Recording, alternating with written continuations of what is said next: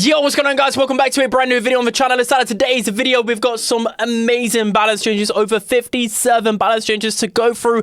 These will be arriving with the update around Tuesday, I would say, but a lot of hypercharge nerfs, which I'm really excited for. A lot of decent buffs. I think the meta is definitely going to shift, and of course, the big one was hypercharges themselves being nerfed, but we can't look at the hypercharges today. I'll do that in a future sneak peek, probably tomorrow or the next day, so make sure to subscribe for all future content. But let's focus on the balance changes first and foremost then. So we're going to be starting off with the buffs and starting off with Pearl. Pearl has been a pretty bad brawler for a while now.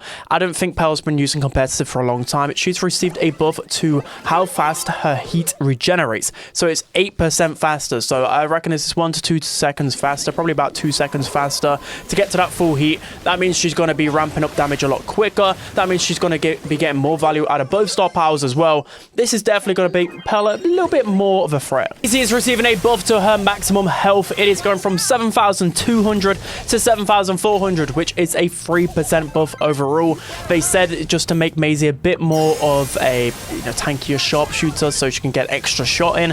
I don't think it's going to really help Maisie whatsoever in the meta. 200 health is going to do nothing. Surge is receiving a buff to his power surge gadget, going from a cooldown of 15 seconds to 13 seconds. So just a 2-second shortage. I mean, it seems like a good buff. I think it's definitely going to help him out a little bit. This is a gadget that gives you that extra level, so it's going to allow you to farm levels a little bit easier. I think this is a good buff. It's not going to catapult him to S tier, but I think it will maybe bump him up 1 tier at least. It's receiving a buff to her turret health. It is going from 5,600 to 6,080. So this is a 9% buff to the overall health of the turret. So this is pretty nice. On top of this, she is receiving a hypercharge, which we'll go over in a future sneak peek.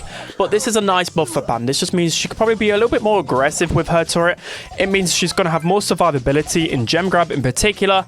Let's see if her hypercharge and this buff makes a difference to her in the meta. Maybe bumping her up 1 or 2 tiers. Max is receiving 2 buffs, and the first one is to Max's hypercharge rate. So the hypercharge rate is going from 2.85 supers to 2.2 supers. So I'm not actually a fan of this change. I think Max's hypercharge is easily one of the best inside of a game. I don't really want hypercharges to be any less than 3 supers, really. So they're really doing this mainly because of Jae Young. Ever since Jae Young came out, Max has just not been used whatsoever. So it is a good buff. It's definitely going to see Max return to the meta again, 100%. And Sneaky Sneakers is receiving a cooldown from 10 seconds to 8 seconds. So I don't know how many times they need to buff this gadget. It's just not going to be the better one overall. So Max, I think definitely is going to return to the top of the meta now. Poco is next, and he's receiving 3 buffs, and one of them being a secret buff, which many people might not know about. So the first one is his health buff.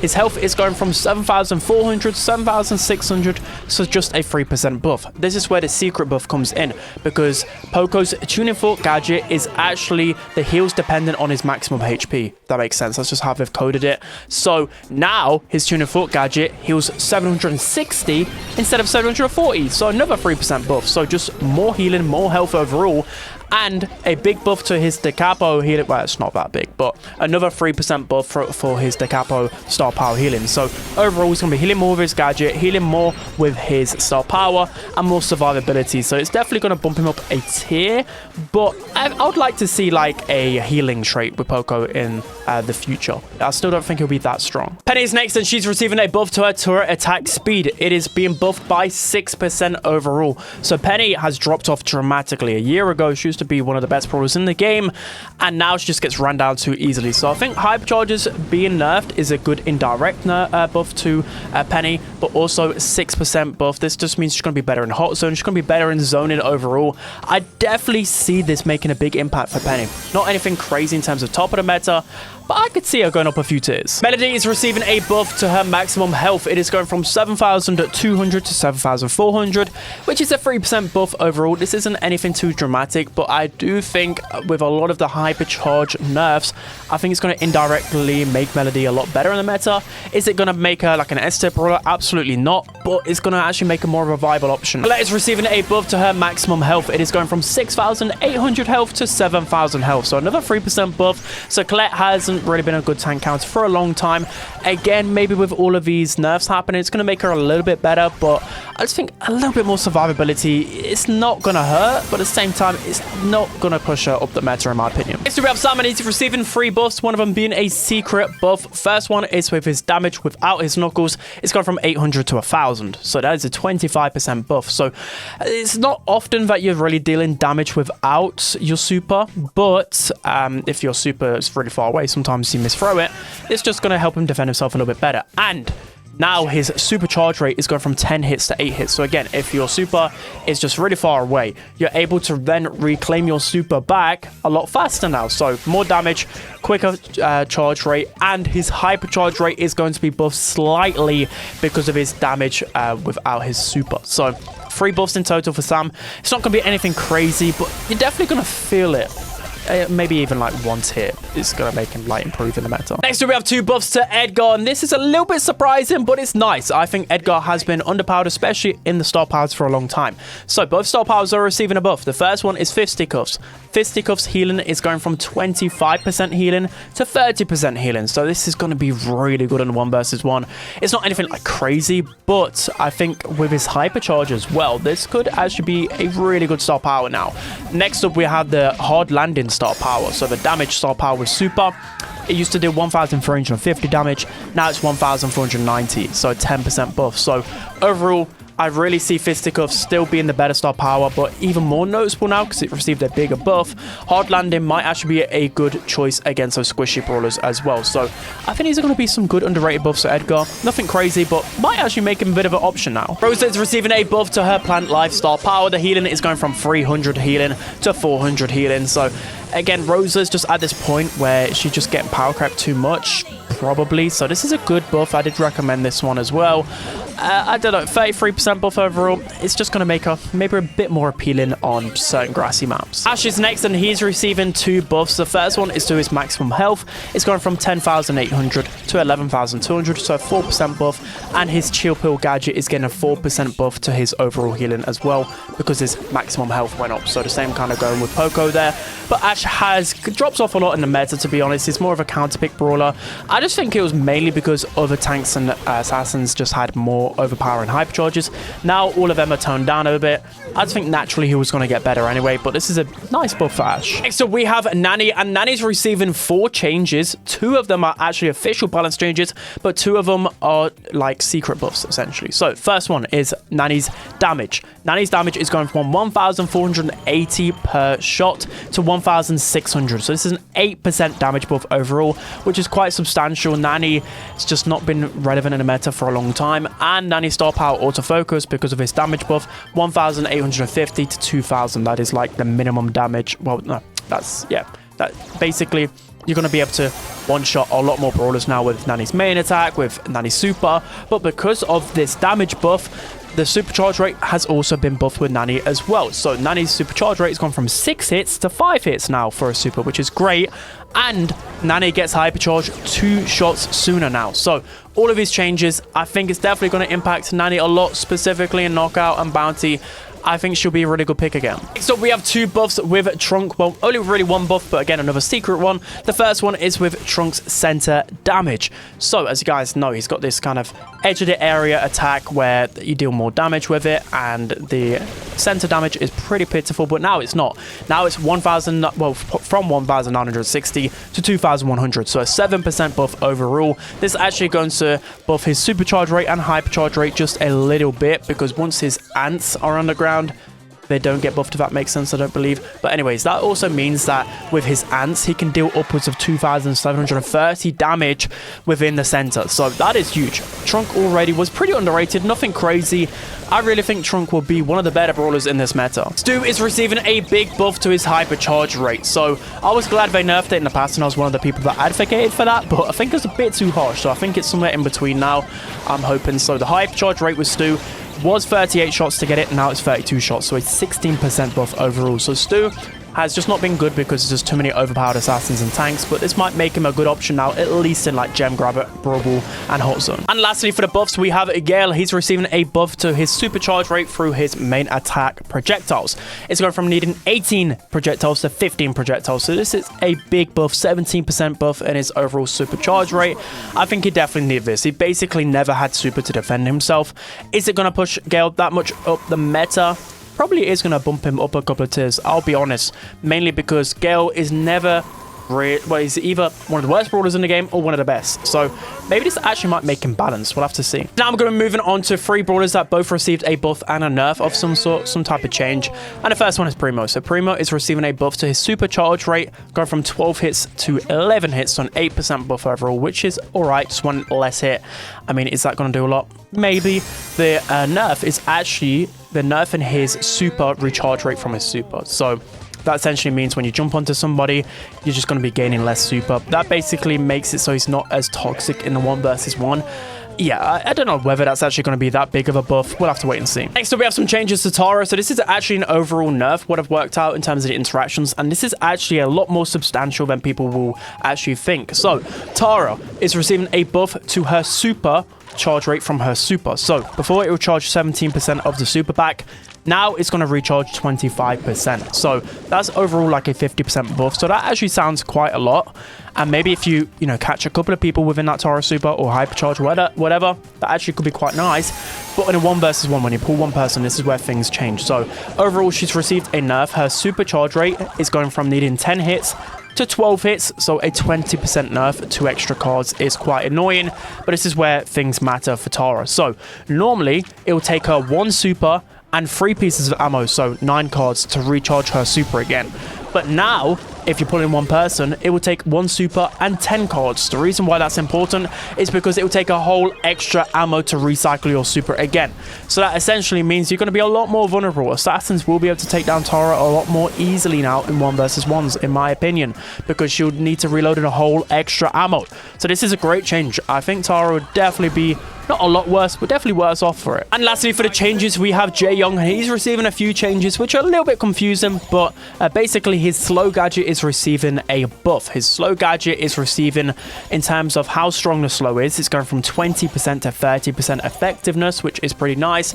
And then for how long they're slowed for, it's going from 0.75 seconds to 1.25 seconds. So it is some good buffs, because that slow gadget, I don't think I've seen anyone use it in their life. So at least it's going to be like, I don't know, maybe in Hot Zone or against more control comps where you don't need that extra damage. Yeah, but I still don't see people switching. He's also receiving 2 nerfs. His first nerf is with his attack unload speed. It's slightly being decreased, which is a bit of a nerf. And his damage gadget is going from 2,300 damage to 2,100. So a few changes for Jaeyoung.